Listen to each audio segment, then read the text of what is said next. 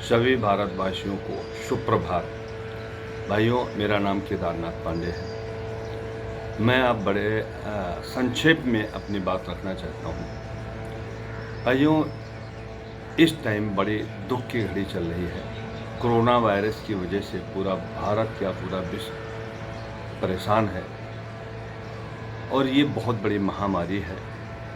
भाइयों, रात में जी न्यूज़ मीडिया के माध्यम से हमने समाचार सुना, जो बताया जा रहा है कि ये थोड़ा लंबा चलेगा।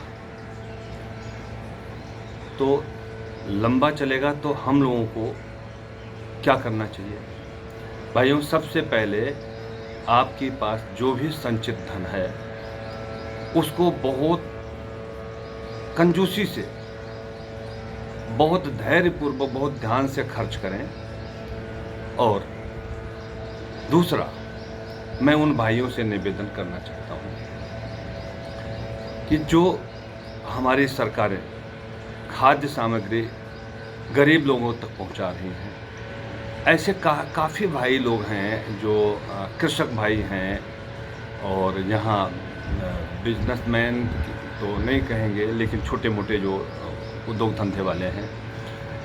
ये खाद्य सामग्री जो आपको दिया जा रहा है, अगर आप अपना परिवार चलाने में सक्षम हैं तो मैं विनती करता हूँ वो खाद्य सामग्री आप ना लें सरकार से, और अगर लेते भी हैं तो वो ऐसे लोगों को पहुँचाएं जो खाद्य सामग्री लेने में अक्षम हैं, जिनके पास राशन कार्ड नहीं है या कोई भी व्यवधान है या उनके घर का कोई इंसान नहीं है जो नहीं ला सकता है।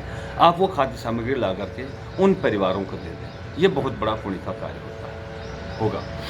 भाइयों, मैं कहूँ कि पुण्य तो आज की तारीख में मैं सुन के और देख के आश्चर्य में रह गया कि जो भगवान के भक्त हैं, जो सच्चे भक्त हैं, इस टाइम वो मैदान में उतर पड़े हैं। पूरे भारतवासियों को जो भूखा तो उठेगा लेकिन भूखा सोएगा नहीं, इस नारे के साथ आप पहला नाम अगर हमें ध्यान में आ रहा है तो अक्षय पात्रा फाउंडेशन, जो इस्कॉन टेम्पल के भक्त लोग हैं, एनसीआर में इतना बड़ा रसोई चला रहे हैं जो 4.5 लाख लोगों को रोज खाना बना के खिला रहे हैं। ये बहुत बड़ा कार्य है और पूरे भारत देश में 9 लाख लोगों को पर डे खाना खिला रहे हैं। ऐसी ऐसी संस्थाएं आपके भारत देश में पड़ी हैं। तो भाइयों, चिंता की ज़्यादा दिक्कत नहीं है।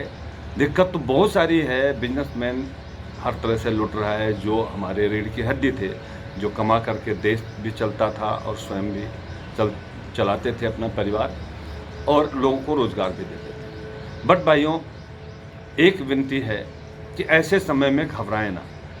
जब आंधी, तूफान, बरसात, बहुत ज़्यादा भीषण तूफान आ जाता है तो आप क्या करते हैं, बता दीजिए मुझे। आप घरों में दुबक जाते हैं, ऐसे जगह अपना आश्रय बना लेते हैं कि जब तक वो तूफान ख़त्म ना हो जाए तब तक आपको छुपना पड़ता है। ऐसे इसको भी तूफान मान लीजिए, बहुत बड़ा तूफान, बहुत बड़ा वायरस है। इससे बचने के लिए आपको कुछ दिन घरों में और रहना पड़ेगा। सो रहिए।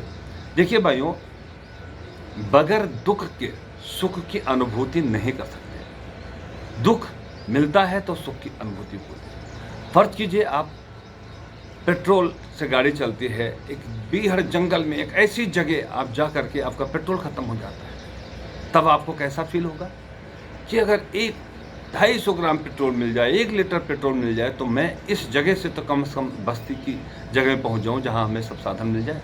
तो ऐसे जो चीज़ का अभाव होता है उसका तभी महत्व पता चल पाता है। भाइयों, इस सेवा में बहुत बड़ी बड़ी संस्थाएं, जैसे आप देख लीजिए अक्षय पात्रा फाउंडेशन है, ऐसे गुरुद्वारे के लोग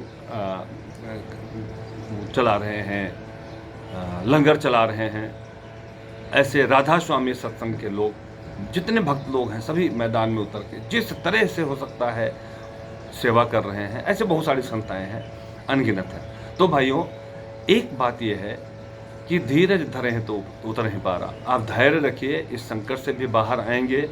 और मैं उन बिजनेसमैन भाइयों को बताना चाहता हूं, जो मेरा अनुभव है, जो मेरा अनुमान है। देखिए, संकट की घड़ी है। इस टाइम हम भी उसी संकट से गुजर रहे हैं कि रात दिन यही सताया जा रहा है कि यार मैं कैसे बैंक का पैसा कैसे चुकाऊंगा, किराया कैसे चुकाऊंगा, बिजली का बिल, अपने लेबरों का कैसे हम रक्षा कर सकेंगे। ये इस तरह की बहुत चिंताएं हैं, लेकिन चिंता चतुराई को ख़त्म कर देती है। अभी चिंता तो है, बट संयम रखिए।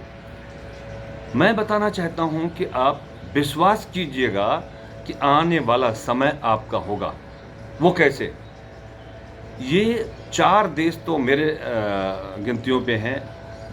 अमेरिका, जापान, ऑस्ट्रेलिया, ब्रिटेन, ऐसे और कई देश जुड़ते जा रहे हैं जो ये वायरस जहाँ से निकला हुआ है, चाइना से निकला हुआ है, उससे काफ़ी रुष्ट हैं।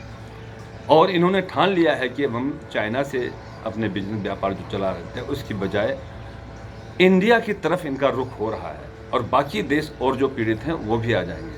तो भाइयों, जो 20 साल में आपने उन्नति नहीं की वो आने वाले 5-7 साल में कर लेंगे। लेकिन अभी संकट का समय है।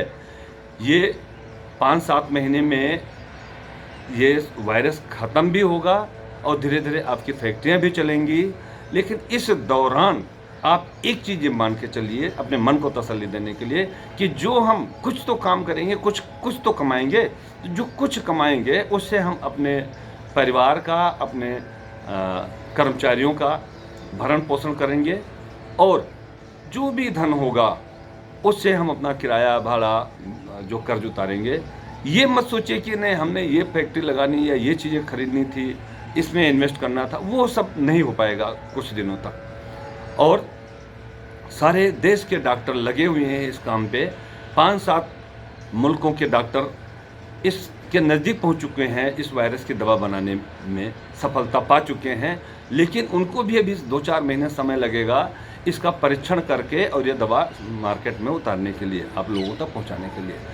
लेकिन इसकी दवा बन चुकी है, सिर्फ परीक्षण बाकी है, तो तब इसका निदान होगा। लेकिन ये लंबा चलने वाला है, कोई बात नहीं है। कभी ऐसी मुसीबत आती है, सैकड़ों सालों में ये पहली बार ऐसा हो रहा है कि इतनी बड़ी परेशानी आई है जो पूरा वर्ल्ड जो परेशान है, लॉक है। सो भाइयों, सुख के बाद दुख, और दुख के बाद सुख भी आता है। अब दुख आया हुआ है तो सुख की कल्पना करें, बहुत ज़बरदस्त होने वाला है, लेकिन थोड़ा सा समय लगेगा। भाइयों, धैर्य रखें, मैं यही प्रार्थना करना चाहूँगा। जय श्री राम।